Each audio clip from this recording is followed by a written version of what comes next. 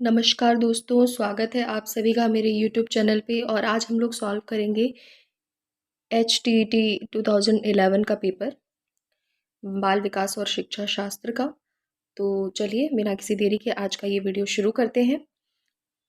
सबसे पहला क्वेश्चन है कि एक बालक अधिक सीखता है यदि उसे पाठ्यपुस्तक के माध्यम से पढ़ाया जाए, कंप्यूटर से पढ़ाया जाए, व्याख्यान विधि से पढ़ाया जाए, क्रिया विधि से पढ़ाया जाए। तो दोस्तों, सबसे ज़्यादा कोई भी बालक क्रिया विधि से पढ़ाए जाने पर ज़्यादा सीखेगा। ठीक है, क्योंकि उसमें उसको ज़्यादा अंडरस्टैंडिंग होती है, ज़्यादा समझ में आता है। ठीक है, दूसरा क्वेश्चन है, विद्यार्थी का विकास निर्भर करता है वंशानुक्रम पर, वातावरण पर, वंशानुक्रम एवं वातावरण पर, उपर्युक्त में से कोई नहीं। तो विद्यार्थी का जो विकास होता है वो वंशानुक्रम एवं वातावरण पर निर्भर करता है। प्रतिभावान बालक की बुद्धि लब्धि होती है 130, 140, 125, 120। तो कोई भी प्रतिभावान अगर बालक है तो उसकी बुद्धि लब्धि बहुत अच्छी होती है, मतलब 140 होती है। अधिगम एक प्रविधि है तथ्यों को याद करने की, पाठ्यपुस्तकों में दिए गए विषय को याद करने की, अनुभव द्वारा अर्थ निर्माण करने की, परीक्षा की तैयारी की। तो अधिगम एक प्रविधि है, जो भी अनुभव होता है उसके द्वारा जो भी सीख मिल रही है, जो भी अर्थ निकल रहे हैं, उसका निर्माण करने की। तो इसका सी ऑप्शन सही होगा, अनुभव द्वारा अर्थ निर्माण करने की। पांचवा क्वेश्चन है, शिक्षण और अधिक प्रभावी हो सकता है यदि छात्रों को स्वयं कार्य करने की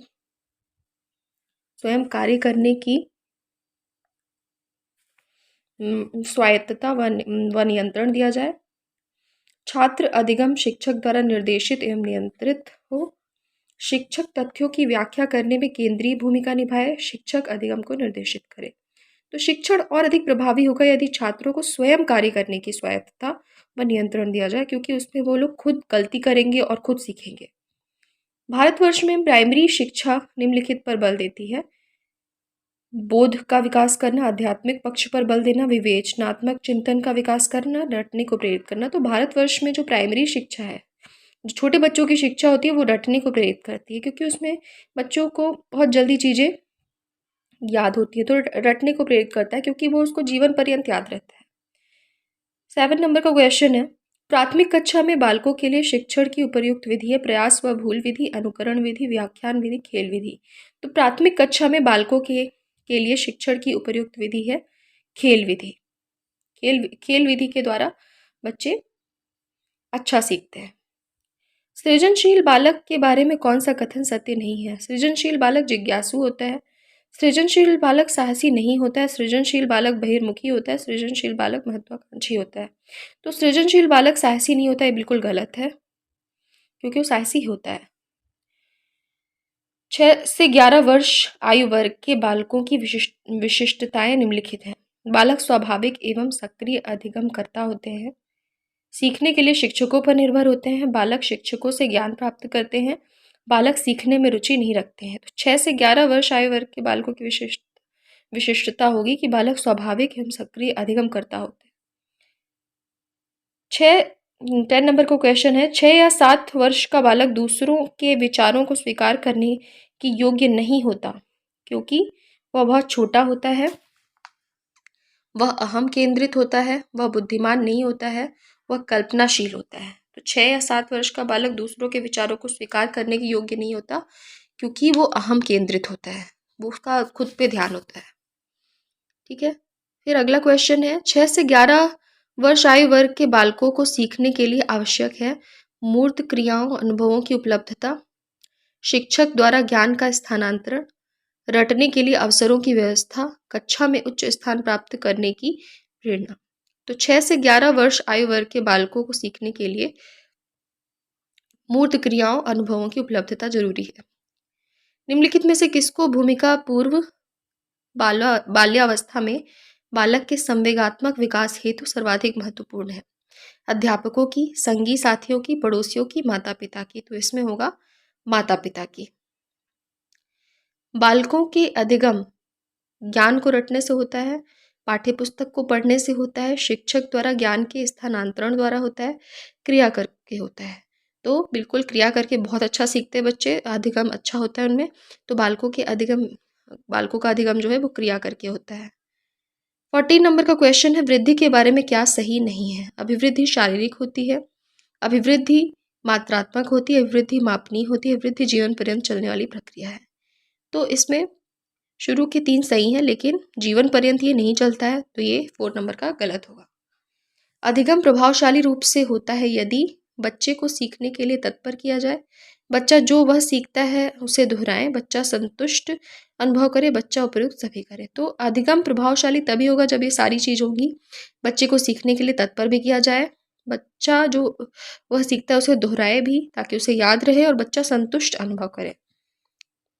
फिर 16 नंबर का क्वेश्चन है, 6 से 11 वर्ष आयु वर्ग के लिए अधिगम ज्ञान निर्माण की एक सक्रिय प्रक्रिया है, निष्क्रियता से रटने की प्रक्रिया है, कक्षा कक्ष में ध्यानपूर्वक सुनने की प्रक्रिया है, पाठ्य पुस्तक का अध्ययन करने की प्रक्रिया है। तो 6 से 11 वर्ष आयु वर्ग के लिए अधिगम ज्ञान निर्माण की एक सक्रिय प्रक्रिया है। व्यक्तित्व मापन का स्याही धब्बा परीक्षण है, आत्मनिष्ठ परीक्षण, वस्तुनिष्ठ परीक्षण, प्रक्षेपण, इनमें से कोई नहीं। तो ये है प्रक्षेपण। शिक्षा मनोविज्ञान है, विशुद्ध विज्ञान, व्यवहारिक विज्ञान, मानक विज्ञान, इनमें से कोई नहीं। तो शिक्षा मनोविज्ञान एक व्यवहारिक विज्ञान है। अधिगम के लिए क्या आवश्यक है? स्वानुभव, स्वचिंतन, स्वक्रिया, ये सभी। तो ये सारी चीज़ें जरूरी हैं अधिगम के लिए। प्राइमरी स्तर पर अनुदेशन होना चाहिए, शिक्षक केंद्रित, बाह्य पुस्तक केंद्रित, छात्र केंद्रित, शिक्षक एवं पाठ्य पुस्तक केंद्रित। तो प्राइमरी स्तर पर अनुदेशन छात्र केंद्रित होना चाहिए। एक उत्तम शिक्षक वह है जो छात्र में वांछित वातावरण परिवर्तन करता है, मौखिक रूप से ज्ञान प्रेषित करता है, सूचना का वर्णन करता है, पाठ्यचर्या को संप्रेषित करता है। तो एक उत्तम शिक्षक वह है जो छात्र में वांछित वातावरण परिवर्तन करता है। कक्षा कक्ष में शिक्षक प्रयास करता है छात्रों को अनुभव प्रदान करने की, छात्रों को सहायक अधिगम वातावरण देने का, छात्रों को चिंतन का अवसर देने का, उपयुक्त सभी। तो उपयुक्त सभी होगा। कक्षा कक्ष में शिक्षक इन सारी चीज़ों पर बल देता है। शिक्षा के 2 प्रमुख उद्देश्य हैं, बालकों में विषय का ज्ञान व उनका मानसिक विकास करना, विषयों का ज्ञान देना व परीक्षा के लिए तैयार करना, विषयों का ज्ञान देना व उनको कंठस्थ करवाना, विषयों का ज्ञान देना व व्यावसायिक कौशल का विकास करना। तो इसमें सबसे पहला वाला ऑप्शन सही है कि बालकों में विषयों का ज्ञान व उनका मानसिक विकास करना। अधिकांश बालक अपनी मातृभाषा सीख लेते हैं 1 वर्ष की आयु में, 4 वर्ष की आयु में, 6 वर्ष की आयु में, 2 वर्ष की आयु में। तो ज़्यादातर जो बालक होते हैं वो अपनी मातृभाषा जो है वो 2 वर्ष की आयु में सीख लेते हैं। फिर है 6 से 11 वर्ष आयु वर्ग के छात्रों को आवश्यकता है कक्षा कक्ष में प्रजातांत्रिक वातावरण की, सीखने की, स्वायत्तता की, क्रिया आधारित अंतःक्रियात्मक अधिगम की, उपयुक्त सभी की। तो 6 से 11 वर्ष आयु वर्ग के छात्रों को आवश्यकता होती है क्रिया आधारित अंतःक्रियात्मक अधिगम की। फिर है अगला क्वेश्चन, एक बच्चा ईर्ष्या का प्रदर्शन करता है 6 माह की आयु में, 12 माह की आयु में, 18 माह की आयु में, 24 माह की आयु में। तो 6 माह की आयु में कोई बच्चा ईर्ष्या का प्रदर्शन करने लगता है। बालक विविध प्रकार से सीखते हैं, शिक्षक के भाषण द्वारा, प्रयोग द्वारा, विवेचन द्वारा, प्रश्न पूछकर, क्रिया करके तथा चिंतन करके, शिक्षक द्वारा निर्देशित, नियंत्रित, पाठ्य पुस्तक आधारित शिक्षण द्वारा, उपयुक्त में से कोई नहीं। तो बालक विविध प्रकार से सीखते हैं, तो इसमें बी ऑप्शन करेक्ट है कि प्रयोग द्वारा भी सीखते हैं, विवेचन द्वारा सीखते हैं, प्रश्न पूछकर सीखते हैं, क्रिया करके तथा चिंतन करके सीखते हैं। ठीक है।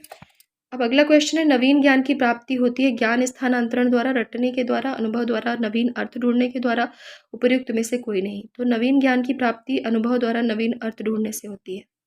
शिक्षण एक प्रक्रिया है, शिक्षक द्वारा अधिगमकर्ता को ज्ञान के स्थानांतरण की, अधिगम को निर्देशित करने की, अनुदेशन देने की, शिक्षण अधिगम का सरलीकरण करने की। तो शिक्षण एक प्रक्रिया होती है, शिक्षण अधिगम का सरलीकरण करने की। बच्चे का सामाजिक विकास वास्तव में प्रारंभ होता है विद्यालय पूर्वावस्था में, शैशवावस्था में, पूर्व बाल्यावस्था में, उत्तर बाल्यावस्था में। तो बच्चे का सामाजिक विकास पूर्व बाल्यावस्था में ही प्रारंभ हो जाता है। ठीक है, ठीक है दोस्तों, तो आज का ये वीडियो इतना ही है। हमारे 30 क्वेश्चन हो गए STET के।